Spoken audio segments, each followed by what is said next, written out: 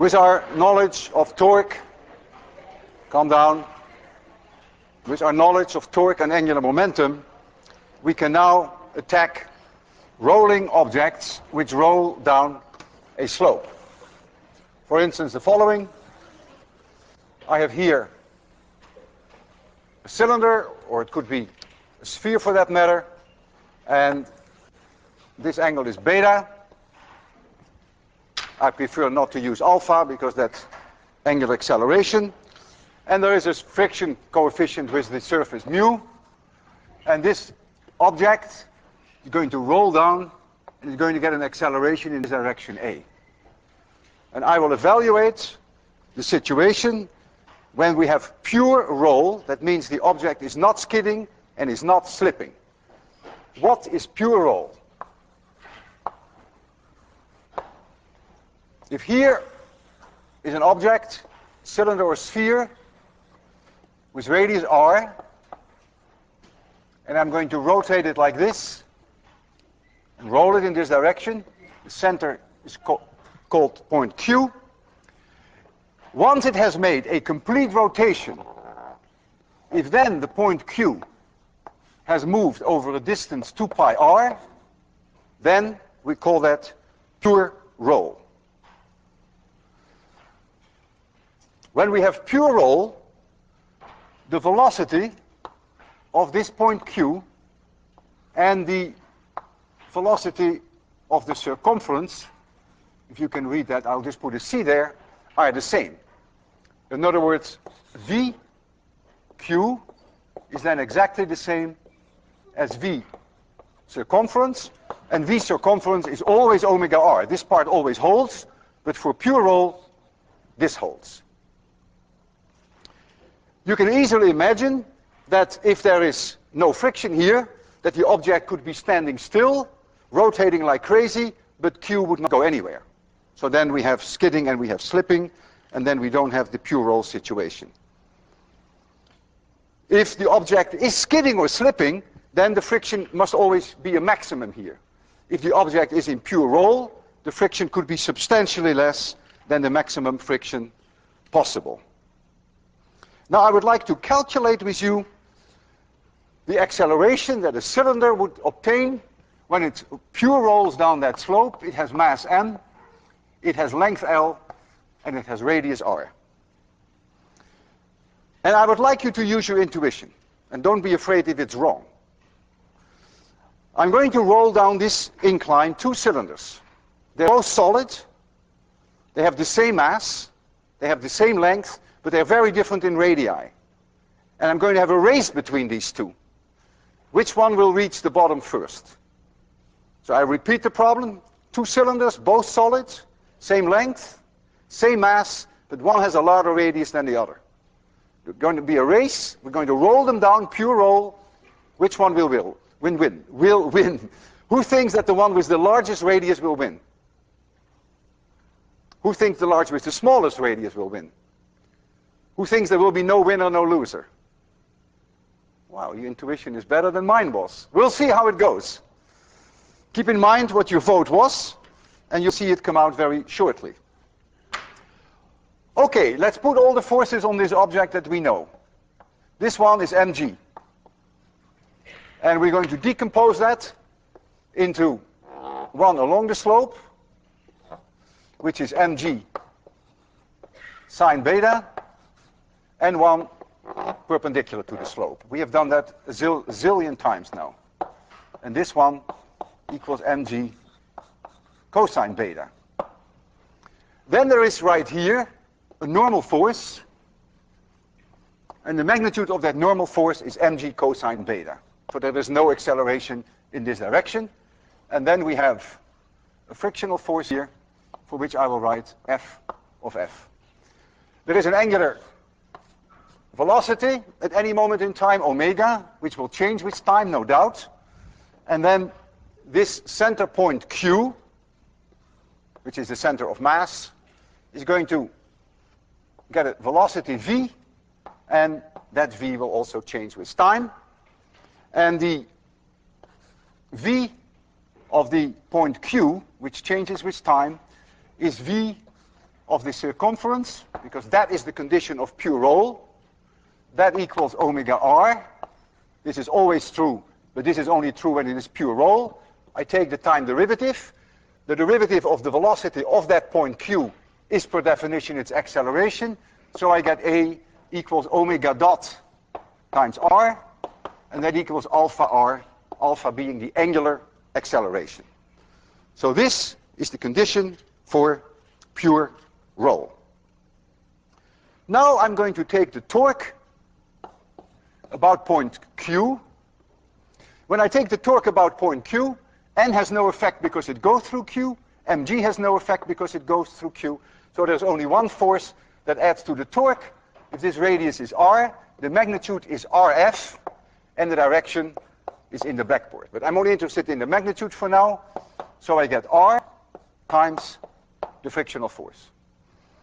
This must be I alpha, I being the moment of inertia for rotation about this axis through point q, times alpha. But I can replace alpha by a divided by r. So I get the moment of inertia about q times a divided by r. And this is my first equation. And I have as an unknown the frictional force, and I have as an unknown a, and so I cannot solve for both. I need another equation. The next equation that I have is an obvious one, that is Newton's second law, F equals ma. For the center of mass, I can consider all the mass right here at q. We must have F equals ma. And so m times the acceleration of that point q, which is our goal, by the way, equals this component equals mg sine beta. That is the component downhill, and minus ff, the frictional force, which is the component uphill. And this is my equation number 2. Now I have two equations with two unknowns. So I can solve now. I can eliminate ff, and I will substitute for ff in here this quantity divided by r. And so I get ma equals mg sine beta minus moment of inertia about point q times a divided by r squared. And now notice that I've eliminated f of f, and so now I can solve for a. So I'm going to get, I bring the a's to one side, so I get a times m plus moment of inertia divided by r squared equals mg sine beta. And a now we have, I'll multiply both sides with r squared. I get m r squared g sine beta upstairs, and downstairs I get mr squared plus the moment of inertia about that point q. And this is my result, and all I have to put in now is the moment of inertia of rotation about that axis. I want to remind you, though, that it is only true if we have a situation of pure roll. So we can now substitute in there the values that we have for a solid cylinder. If we have a solid cylinder, then the moment of inertia about this axis through the center of mass, which I've called q, equals 1/2 mr squared. And if I substitute that in here, notice that all my mr squares go away. I get 1 plus 1/2, which is 1.5 upside down becomes 2/3. So a equals 2/3 times g times the sine of beta. There is no n, there is no l, and there is no r. So if I have two cylinders, solid cylinders, with totally different mass, totally different radii, totally different lengths, and they have a race, neither one wins. Very non-intuitive. Every time that I see it, I find it kind of amazing. Notice that everything disappears. M, R, and L disappear. So those of you who said that if I take two cylinders with the same mass, different radii, those of you who said that there is no winner, there is no loser, they were correct. But even more amazing is that even the mass you can change. You can change anything as long as the two cylinders are solid. That's what matters. So if we take a hollow cylinder, then the moment of inertia about this axis to the center of mass, to Q, if really most of the mass is really at the surface, then it's very close to mr squared. And then the acceleration, if I substitute in here mr squared, I get a 2 there, equals 1/2 times g times sine beta. So this acceleration is less than this one. So the hollow cylinder will lose in any race against a solid cylinder, regardless of mass, regardless of radius, regardless of length. And I want to show that to you. We have a setup here, and I'll try to show that to you also on the screen there. But for those of you who are sitting close, it's probably much better that you just look at the demonstration right here.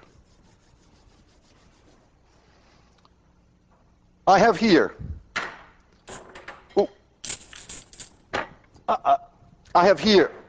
to start with, a very heavy cylinder made of brass, and this one is made of aluminum. They have very different masses, same radii, same length. Should make no difference. There should be no winner. There should be no loser. I'm going to start them off at the same time. I hope you can see that there. This is the starting point. You can lower it a little.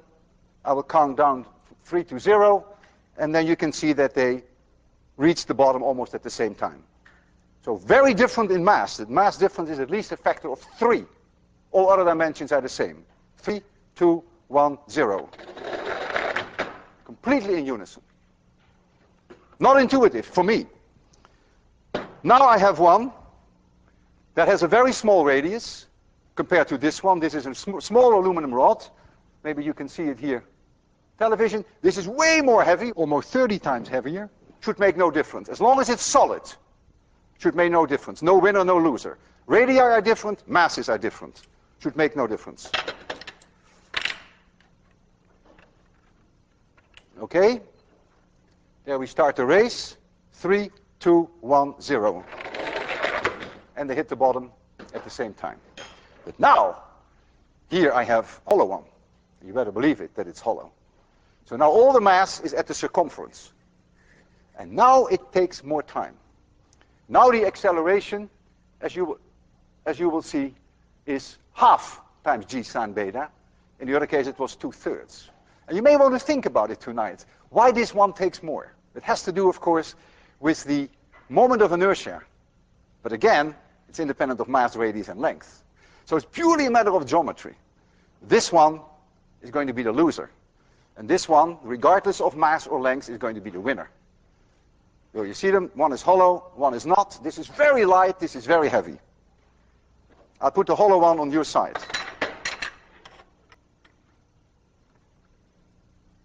Three, 2, 1, 0. The hollow one lost and even fell on the floor. Yeah, I find these things always quite amazing that nature works this way, and I'm impressed that most of you, or many of you, had the right intuition when they said it would make no difference for the two solid cylinders. We now come to the most non-intuitive part of all of 801, and arguably perhaps the most difficult part in all of physics, and that has to do with gyroscopes. And I really urge you to pay a lot of attention and not even to miss 10 seconds, because you're going to see some mind-boggling demonstrations which are so incredibly non-intuitive that unless you have followed the steps that lead up to it, you won't have any idea what you're looking at. It will be fun, it will be cute, but it won't do anything for you. Imagine that you and I go in outer space. No gravity, we're somewhere in outer space. And we have this bicycle wheel there. And I'm going to put a torque on this bicycle wheel in this direction. So I'm going to put my right hand towards you and my left hand away from you. and I do that for a short amount of time, and I let it go. It's obvious what's going to happen. This wheel is going to spin like this forever and ever and ever. I've given it a little torque. That means if there's torque, there's a change of angular momentum. The angular momentum change must be torque times delta t. And so I do this and let it go, and it will rotate about this axis forever and ever and ever. Simple, right? Okay. Now, I'm going to torque it in this direction. So we're in outer space, really standing still, and all I do is do this, and I let it go. Then it will rotate forever and ever and ever and ever in this direction. That's clear. Now comes the very non-intuitive part. Now I'm going to give it a spin in your direction. And now again, I'm going to torque like this. What will now happen? You will say, or you might say, I'm not accusing you for anything, you might say, well, you give the wheel a spin, so the wheel will probably continue to spin, and you do this, so maybe what you're going to see is that it will rotate like this, as it did before, and in the same time, the wheel would be spinning. But that cannot be. Because if the wheel would be spinning like this, then the angular momentum of the spinning wheel is in this direction. And if I would give it a twist, and if it would continue to spin and it would rotate like this, then this spin angular momentum would go around like this. And that cannot be because there's no torque on the system. Because once I let go, there is no longer any torque. So it is not possible for the wheel to keep rotating, and as a result of this torque that I give it, that it simply goes around. That is not possible. How is nature going to deal with that? I'll show you that on a view graph. It's very non-intuitive what will happen. And we will then also, I will also demonstrate it to you. So here is the situation precisely as I described it to you. You are, as an observer, in this direction. This is the direction of 26-100. So you are viewing the wheels like this. They're spinning towards you. That's what I will do shortly, and that's what I implied now. This is my right hand, and this is my left hand. The separation between my right and left hand is little b. So the torque that I apply is Bf. It's this arm, so to speak, times this force, and the force is perpendicular to the arm. I apply a torque for a certain amount of time, delta t. When I do that, I add angular momentum in this direction. But the wheel was spinning in this direction, you see it. So the angular momentum of spin of the wheel is in this direction. I add angular momentum in this direction, and you see that here. So this was originally the spin angular momentum of the wheel. I torque for a time delta t, and so I add angular momentum like this. And then I stop. So I only torque for a short amount of time and I stop. That means after I have stopped, the angular momentum of the system as a whole can no longer change because there's no torque on the system. And the only way that nature now can solve that problem is to tilt this wheel in the way I've indicated here and to make it spin in this direction, and it will stand still. In other words, I hold it in my hand, the wheel. I will get it. I give it a spin. I hold it in my hand. I spin it towards you. And I'm going to put my right hand towards you and my left hand away from you. The spin angular momentum is now in this direction. So I'm going to give it a torque like so, that means up. And what will the wheel do? The wheel will do this. It's very non-intuitive. Watch it. Isn't that strange? You wouldn't expect that. I will do it again. So I'm going to torque by pushing my hand towards you. And the wheel does something completely unexpected. It simply tilts. If I torque the other way around, then the torque, of course, will make it flip like this. I'll give it a little bit more spin angular momentum. So now I move my left hand towards me and towards you, and my right hand towards me, and then I expect that the wheel will do this. And that's what it does. Extremely non-intuitive. These torques applied to a spinning wheel always do something that you don't expect.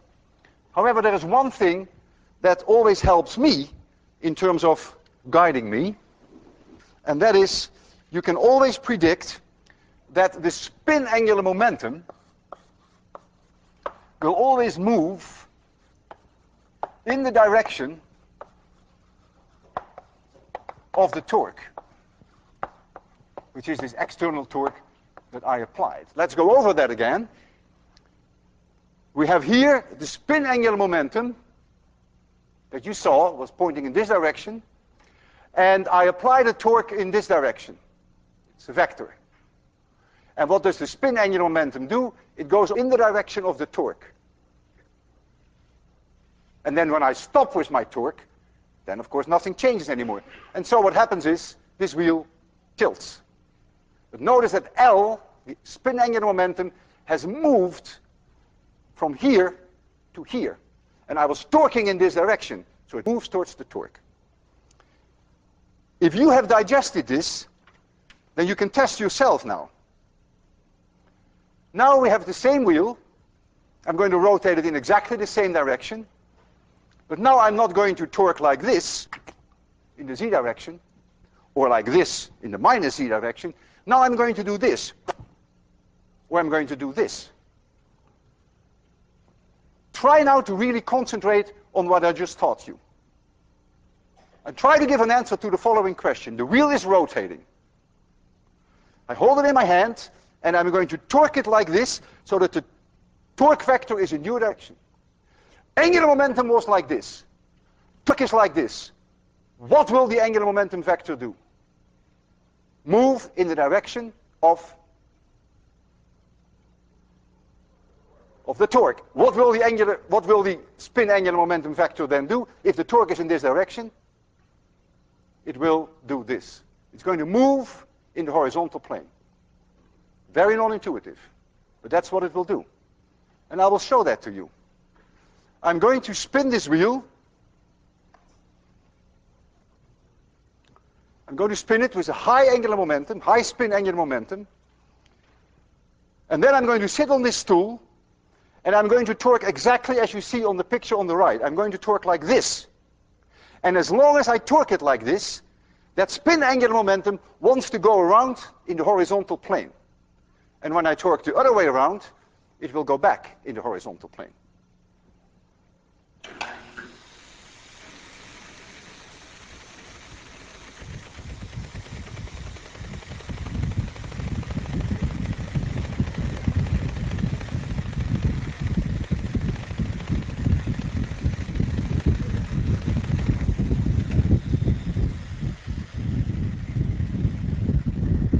I'm going to torque exactly as you see on the picture there. You ready? I stop the torque, nothing happens. I torque backwards, I keep torquing. I keep torquing, I feel it in my hand, I really have to push. I keep torquing, and I stop torquing, and it stops. So the angular momentum vector is chasing, so to speak, the torque. Is that non-intuitive? Very non-intuitive? It's also dangerous sometimes.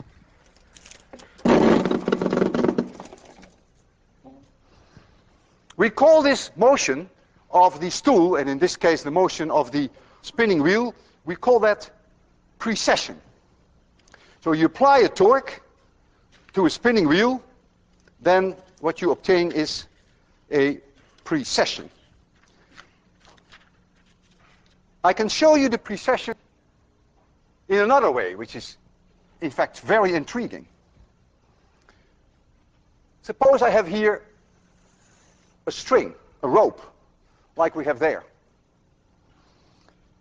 And I stick into that rope, I attach to the rope this wheel, just like so.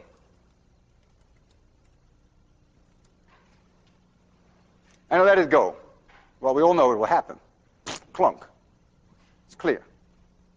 All right. But now I'm going to spin it before I let it go.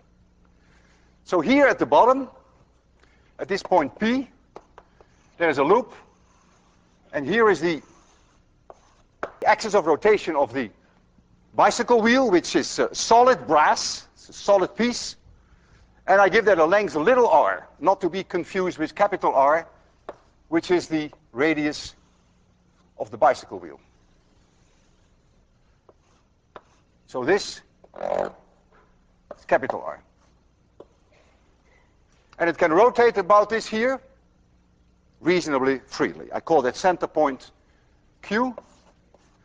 And let this be the part of the wheel that is on your side. I try to make you see it a little bit three-dimensionally. Suppose now I give it a spin in this direction, omega s. S stands for spin. In what direction is now the spin angular momentum? Use your hands, your thumbs. Spinning in this direction, yeah. Spinning in this direction, angular momentum is in this direction. That's a spin angular momentum. L spin. Well, there is a force on this system, mg, and that force is in this direction. It has a mass m, the bicycle wheel, and it has a radius capital R, and this part is little r. So relative to point P, there is a torque. And the torque is R times mg. This is 90 degrees. So the cross product is nice. The sine of that angle is 1. So the torque relative to point P is R times m times g. In what direction is that torque? R cross F. In what direction is that torque? Use your hands, thumbs, whatever you want. You think in this direction? I disagree. I disagree. R cross F is, you must be kidding, in the blackboard. It's not out of the blackboard, it's in the blackboard. R cross F is in the blackboard. There is a torque in this direction. Nature, gravity, provides that torque. What will the spin angular momentum do? It's going to move in the direction of the torque. It's going to chase the torque. So what will it do if the angular momentum is here? What will it do? It will do this. And as it moves, the torque will always be perpendicular to the plane, to the string, and R. You can just see that for yourself, why that is. At this very moment, when the angular momentum is like this, the torque is in the blackboard, because it's R cross F. But when I'm here, this R has changed position, and always remains perpendicular to the wheel. So the torque will also change direction, and so this angular momentum, spin angular momentum, will keep chasing the torque and starts to rotate freely. That is exactly what I was doing when I was sitting on the stool, except that I had to apply that torque in my hands like this. It's exactly the same direction. I had to apply it all the time, and when I stopped, the precession stopped. Here, however, the torque will never stop, because this mg will always be there. And I will show that to you shortly. You may say, you must be crazy, because you're violating Newton's second law, F equals ma. This object got to fall. There's only one force on that object. F equals ma. How can it not? The center of mass must fall with acceleration g. Aha. There is not just one force on that object. What do you think is here? The tension in this cable, T, will be exactly mg. And so the net, the sum of all forces on that object is 0. There is no net force on that wheel, but there is a net torque. And that's why it's going to precess. If there had been a net force, then indeed it would also go down, if this force were larger than this. So nature is very clever, the way that it deals with these rather difficult problems. Before I will show you this demonstration by spinning this wheel and then hanging it there in that rope, I want to mention that the angular frequency of the precession, which should never be confused with the angular frequency of spinning, is derived for you, it's only a 3 or 4 minute job, on page 344 in your book. And I will not derive it here, but what comes out of it, that it is the torque, which is the one that we have here in this case, divided by the spin angular momentum. That gives you the frequency of the precession.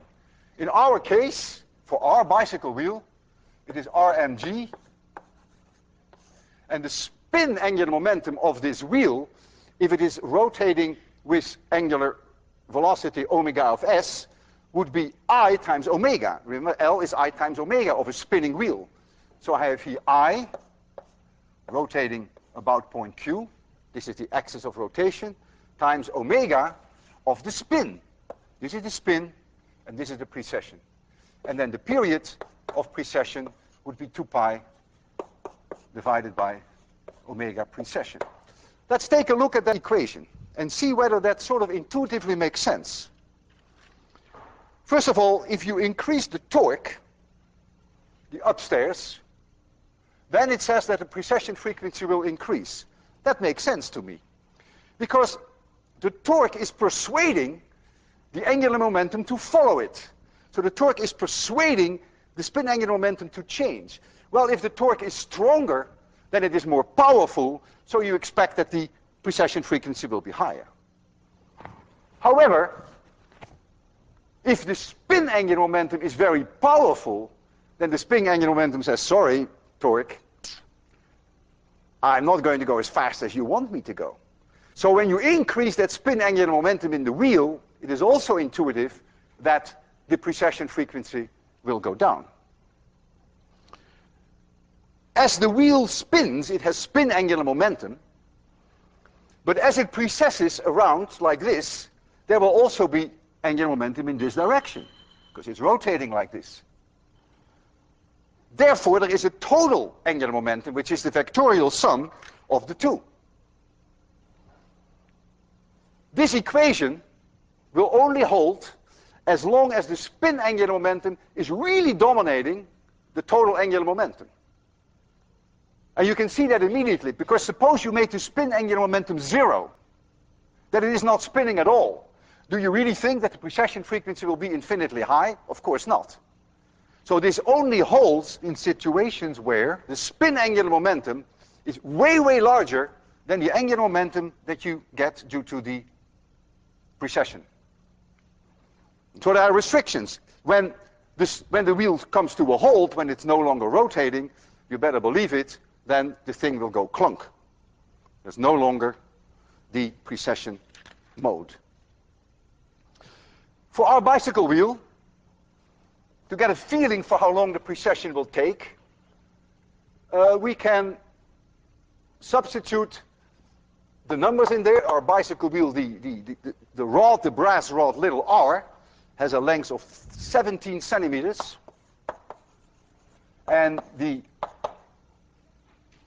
radius of the bicycle wheel is about 29 centimeters. And let me make the assumption that all the mass of the bicycle wheel is at the circumference, which is not very accurate, but it's close to that. I mean, there are some spokes here, but let's assume that everything is here, so then the moment of inertia is mr squared. Well, if now you take a frequency of 5 hertz, spin frequency, you can calculate now omega of the spin frequency. Omega equals 2 pi times the spin frequency. And so I know now, I can substitute that in there. So I get that omega precession now equals Rmg times the moment of inertia. I assume that all the mass is at the circumference. It's an approximation, so we get mr squared, and then we get omega s, which we have here. We lose the m, and so we get Rg divided by omega s times r squared. That is the angular frequency of the precession, and the period of the precession is 2 pi divided by omega, and you find then for the period of the precession about 10 seconds. So if I gave it a spin frequency of 5 hertz, with these dimensions and with this approximation that all the mass is at the circumference, you would expect that it would precess around very gently in about 10 seconds. But I have very little control over that frequency. So it is possible that I give it 7 hertz, it's possible I give it 3 hertz. But I will do what I can. I'll actually give it the maximum one that I can. That is always guaranteed success. Where's the wheel? The wheel is here. So we'll spin it up, and then we'll put it in here.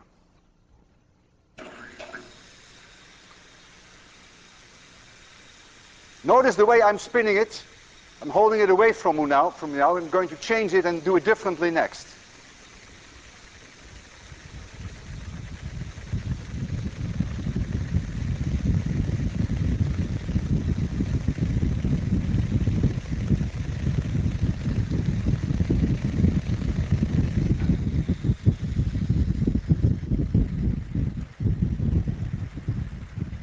There it goes. About 10 seconds. Isn't that amazing? And it rotates seen from below clockwise. Now it's going this way, and I'm going to redo the experiment, changing the direction of rotation, and then it will go the other way around. So now the angular momentum, is it rotating like this, is pointing here. Spin angular momentum is pointing like this. Torque is like this. And so the spin angular momentum is chasing that torque. I'm the spin angular momentum, I'm the torque. This is the torque. It's chasing it.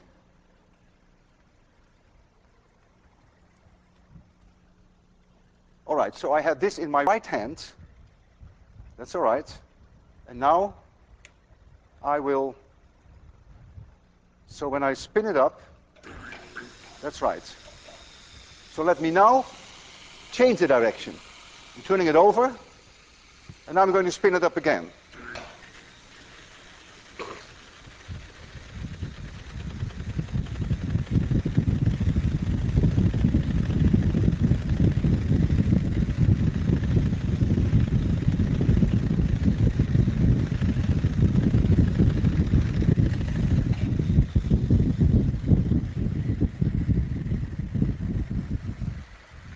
Angular momentum is now in this direction.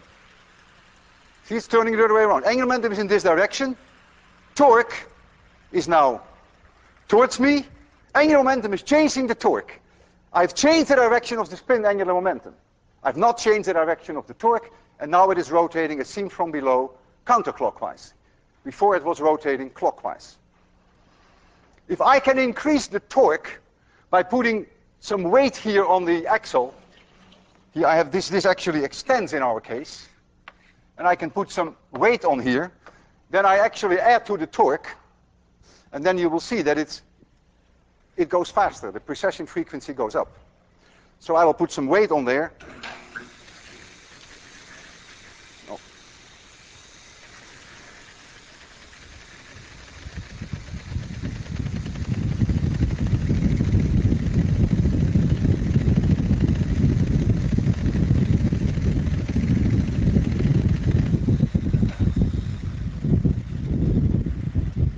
Let it first go around, which was roughly 10 seconds, what we calculated. And now I'm going to put 2 kilograms here at the end. And then you'll see an instantaneous increase in the precession frequency. You see, it goes much faster now. I take it off, and then it goes back to its roughly 10 seconds. So what I have done is, I have increased its torque, but not at the expense of M. Because the reason why the M cancels is because the moment of inertia has an M in it. But if I just hang this object on it, that doesn't change the moment of inertia of the spinning wheel. None of this is intuitive. None of this is intuitive. You can do all of this with a $5 toy gyro. And I want to show this to you. This is my toy gyro. I have it in my office. It's great fun. And this toy gyro is doing exactly the same thing that this is doing. Let me show you the toy gyro first. Toy gyro. Oh yeah. Here's a toy gyro. Can you see it? Maybe I should make it a little darker here. Can you see my toy gyro? Yeah? I'm going to spin it, and then I'm going to hang it exactly the same way that that was hanging. I'm going to spin it for those who are sitting close, and then putting it horizontally and hanging it in a string. And you see exactly the same thing is happening.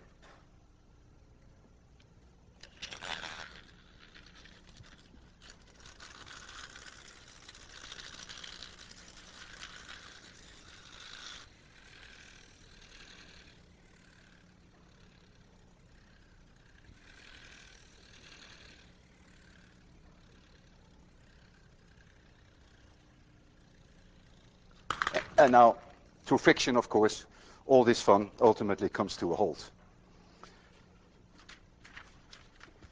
I have something very special for you, or I may have something very special for you. That depends on my helper, who is here behind the scenes. I hear him, he's there.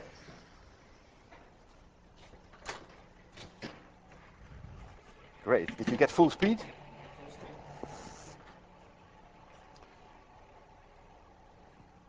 I'm going to the airport and get a little tired and ask one of my friends to help me. Would you please help me and just carry this suitcase for me around, pick it up, walk around a little, make some turns. Turn the other way around, please.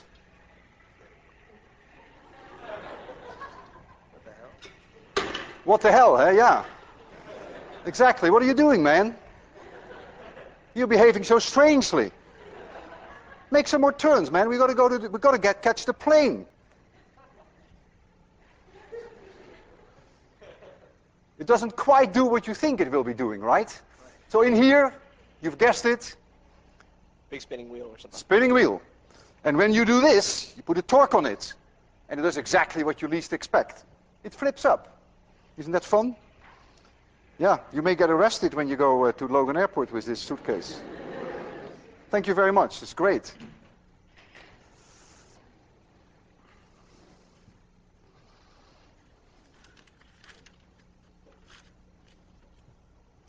Spinning objects have a stabilizing effect.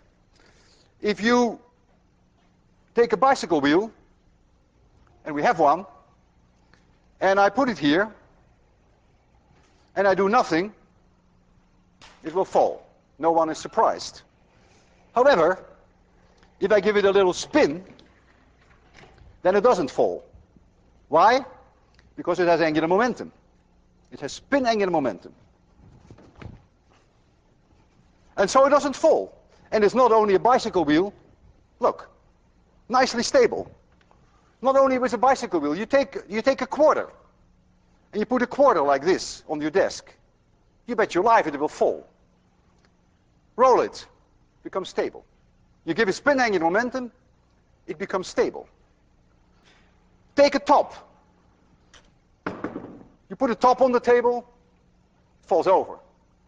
You twist it, you give it spin, and the top is stable.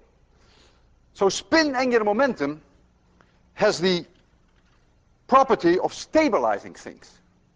And you will see that addressed in one of your assignments when I want you to address that quantitatively. This is the basic idea behind inertial guidance systems. In inertial guidance systems, you have a spinning wheel. At least in the days that the guidance systems had mechanical wheels.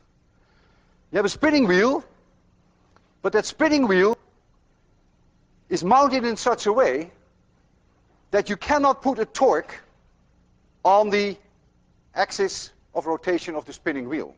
That's the way it's mounted. We call it three-axle gimbaled gyros.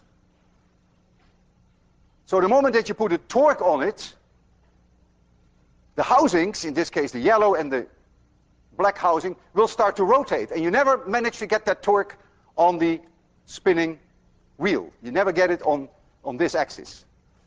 And therefore, if now you put it on your boat or you put it in a plane, a missile for that matter, if you can never put a torque on the spinning wheel, and if the angular momentum for spin is in this direction, it will stay there forever and ever, assuming that We have no frictional losses.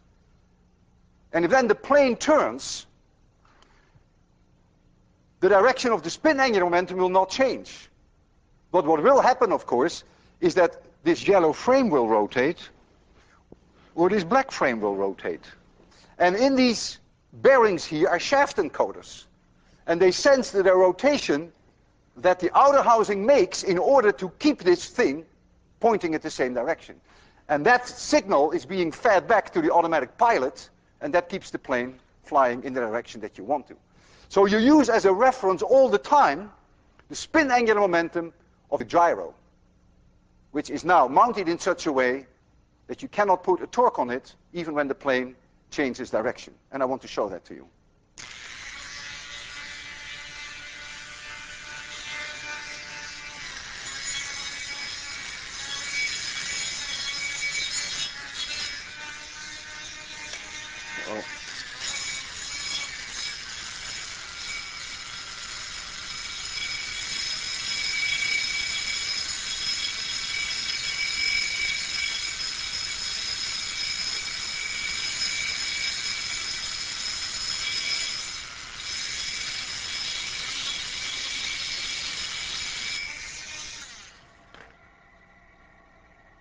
Okay, this is the direction of my spin angular momentum. And I'm the airplane. And I'm going to fly.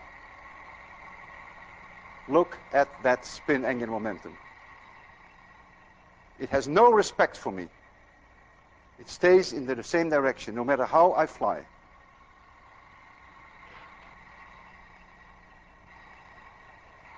And the error signals that come from the bearings of the yellow housing and the black housing, those arrow signals are fed back to the automatic pilot, and so the plane will stay on course.